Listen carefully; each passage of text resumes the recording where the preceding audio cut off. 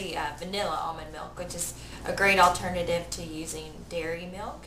And you can use it for pretty much anything that calls for milk. You can just substitute almond milk instead.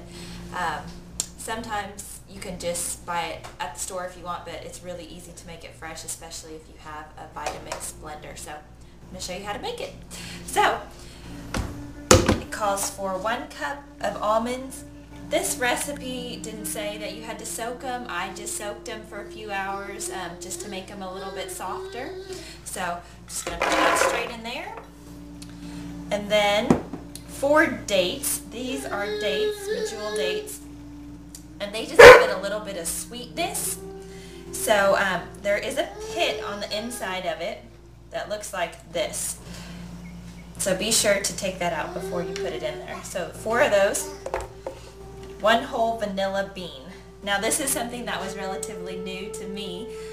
When I thought a whole vanilla bean, I was just thinking of like an actual bean, but it really looks like a little string bean here, and it smells so good.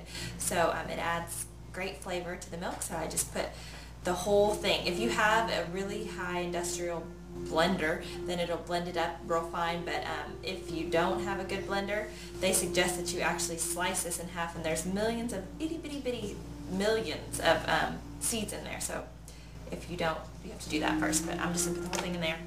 And then 5 cups of water.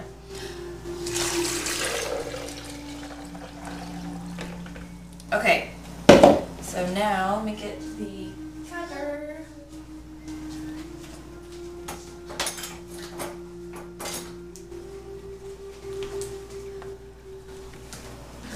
Okay, so I'm going to start on low and then turn it to high.